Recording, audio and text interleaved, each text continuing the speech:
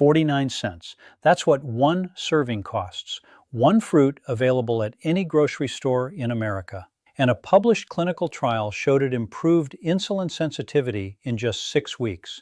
That fruit is the blueberry. But before you click away thinking you already know everything about blueberries, you don't. Because most people eat them the wrong way, at the wrong time, and unknowingly eliminate up to 70% of their benefits. And here's the part that should concern you. There are 7 fruits sitting in your kitchen right now. 3 of them are helping your blood sugar. 4 of them are damaging it. And nobody, not your doctor, not the label on the package, is telling you which is which. Today, I'm going to rank all 7 from the worst to the best. Number 7 is the fruit that most seniors eat every summer, convinced it's completely harmless. Number 1 is the reason a woman named Doris saw her A1C drop from 8.4 to 6.1 in just 90 days. Her endocrinologist asked her what she had changed. She answered, "One fruit." He wrote it down. My name is Dr. Mandell, and today I'm going to show you exactly what Doris did, why it worked, and which fruits you need to stop eating immediately. But before I rank a single fruit, 2 quick things, and they matter more than you think. If you're over 60 and keeping an eye on your blood sugar, subscribe. This channel exists to give you the explanation that a 12-minute office visit never has time to provide. Then leave one word in the comments, the fruit you eat most days of the week. I read every comment and they tell me what topics to cover next. That's it. Now let's get started. First, let me explain why fruit is so confusing for anyone trying to manage blood sugar. Because fruit is not just one thing. It's not like salt, where more is worse and less is better. Think of fruit as a medicine cabinet. Some bottles inside that cabinet help heal you. Some make you sicker, and a few of them look almost identical on the outside, yet what's inside is completely different. Here's what happens inside your body when you eat fruit. The sugar in fruit is primarily fructose. Unlike glucose, fructose doesn't go directly into your bloodstream. Instead, it takes a detour. It goes to your liver first. Your liver has to process it, and in small amounts, especially when the fruit's natural fiber is still intact, your liver handles it just fine. Your blood sugar stays relatively stable, no dramatic spike, no sudden crash. But here's the part almost nobody explains. When you eat fruit without its fiber, when you juice it, blend it, or choose a fruit that's naturally low in fiber and high in sugar, that fructose floods your liver. Your liver becomes overwhelmed. It starts converting that fructose directly into fat. Even worse, it triggers something called hepatic insulin resistance. Your liver gradually stops responding properly to insulin, and once that happens, your fasting blood sugar begins to rise, even while you're asleep, even if you haven't eaten for 12 hours. That's exactly why some fruits help control blood sugar, while others make it worse. So let's rank them, all 7. As we go, keep a mental note of which ones are already sitting in your kitchen, because by the end of this video, you'll probably want to walk in there and rearrange a few things. Number 7, watermelon. This is the fruit I warned you about in the first 30 seconds. The one most seniors reach for every summer because they believe it's the safest option simply because it's mostly water. And yes, it is mostly water, about 92%. That's precisely the trap. Watermelon has a glycemic index of approximately 76. In simple terms, that's actually higher than a spoonful of ordinary table sugar. And it contains very little fiber to slow down the absorption of that sugar. So that large, refreshing slice on a hot July afternoon enters your bloodstream almost as quickly as drinking a can of soda. The water tricks you into believing nothing happened. Your pancreas knows otherwise. Watermelon should be treated as an occasional treat. A few small cubes, served alongside a handful of nuts, that's reasonable. It is not a fruit to eat by the bowl while relaxing on the porch. That bowl creates a significant blood sugar spike, and about an hour later, you'll likely feel the energy crash that follows. Number 6. Pineapple. Pineapple has earned a reputation as a healthy fruit, largely because it contains bromelain. Bromelain is an enzyme often promoted for supporting digestion and reducing inflammation and swelling. Here's the problem. Bromelain does absolutely nothing to improve your blood sugar. Meanwhile, pineapple has a glycemic index of around 66, along with a substantial amount of rapidly absorbed sugar and very little fiber to slow its effects. Canned pineapple packed in syrup is even worse. Pineapple juice is worse still. Why? Because once you remove the fiber entirely, you're back to flooding your liver with fructose exactly the way I described just a few moments ago. Fresh pineapple, eaten in small amounts after a balanced meal that already contains protein and healthy fats, is something your body can usually handle. But eating pineapple by itself on an empty stomach is essentially a rapid sugar delivery system with a tropical flavor. Number 5. Mango. People call mango the king of fruits, and they say it as though it's automatically a complement to your health. One medium-sized mango contains approximately 45 grams of sugar. That's more sugar than you'll find in many candy bars. Its glycemic index is around 60. Now, mango does provide valuable vitamin C, along with carotenoids, the natural orange pigments that offer genuine health benefits. But for someone trying to control blood glucose, the sheer sugar content overwhelms those benefits. So think of mango as a dessert. A few thin slices are perfectly reasonable. But half a mango chopped into your breakfast bowl is likely to produce a blood sugar reading you'll watch climb on your glucose meter. Number 4. The banana. This is the fruit you'll find in almost every kitchen across America. And this is where things become especially interesting, because bananas perfectly illustrate the entire message of this video. A banana is not a fixed food. It changes dramatically as it ripens. A firm banana with green tips contains a large amount of resistant starch. Resistant starch is a type of carbohydrate that your body cannot digest quickly. As a result, it moves more slowly through your digestive system and has only a minimal effect on your blood sugar. But as that banana sits on the kitchen counter and the peel develops brown spots, that resistant starch gradually converts into simple sugar. A heavily spotted, overripe banana can reach a glycemic index of approximately 62. The very same banana, a completely different effect just 3 days later. And here's where most people make the mistake. The exact same mistake they make with blueberries, which I'll come back to shortly.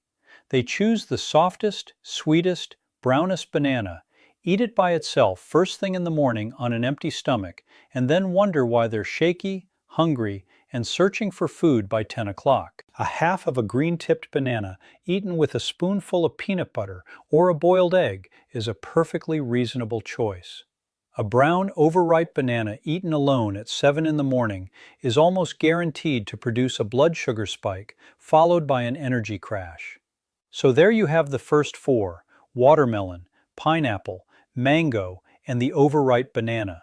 4 fruits that may already be sitting quietly in your kitchen while working against the very goal you're trying to achieve. Now let's move on to the 3 fruits that actually work in your favor. Number 3, apple. You've heard the saying, an apple a day, your entire life. And it turns out there's quite a bit of truth to it, with one important condition. You have to leave the skin on. The apple's greatest advantage comes from pectin. Pectin is a soluble fiber found primarily just beneath the peel. Inside your digestive tract, it forms a gel-like substance that dramatically slows the absorption of sugar. The peel also contains the majority of the apple's polyphenols, plant compounds associated with a healthier and more stable insulin response. Peel the apple, and you've essentially thrown away the medicine while keeping the sugar. Turn it into applesauce or apple juice, and it becomes even less favorable than eating a peeled apple. A whole apple eaten with its skin has a glycemic index of around 36, making it one of the gentlest fruits on this entire list for blood sugar control. The instruction couldn't be simpler. Eat the whole apple. Keep the skin on. That's it. Number 2. Grapefruit. Grapefruit has the lowest glycemic index of every fruit we've discussed today, approximately 25. It also contains a natural compound called naringin. Naringin is the bitter flavonoid responsible for grapefruit's distinctive sharp taste. Research has associated this compound with improved insulin sensitivity. On paper, grapefruit is almost the perfect fruit for supporting healthy blood sugar.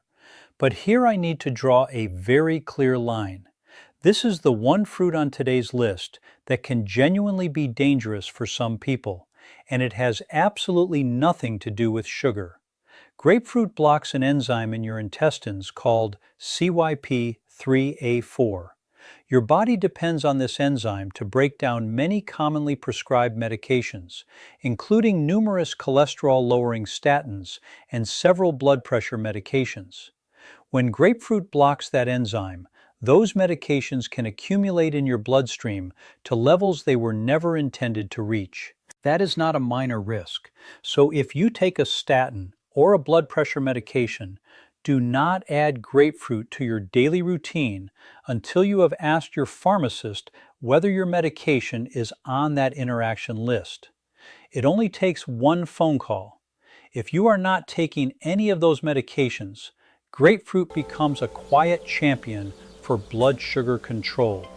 Half a grapefruit in the morning, eaten in whole segments so you keep all of the natural fiber, has very little impact on your blood sugar. Now we've reached number 1, the blueberry, the 49-cent berry I mentioned at the beginning. Here's exactly why it earns the top spot and why most people unknowingly throw away nearly all of its benefits. The key active compound in blueberries is anthocyanin. Anthocyanins are the deep blue-purple pigments concentrated in the skin of the berry, and they help improve the way your body's cells respond to insulin. A published clinical trial found measurable improvements in insulin sensitivity after approximately 6 weeks from blueberry compounds alone.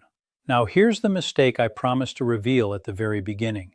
Most people destroy those benefits before they ever reach their bloodstream. They blend blueberries into smoothies, which breaks apart the fiber and floods the liver with fructose, the exact mechanism we discussed earlier. They bake them into muffins loaded with refined flour and sugar, or they sprinkle them over a bowl of sweetened breakfast cereal. As a result, whatever benefit the blueberries provide becomes buried beneath the blood sugar spike created by everything surrounding them.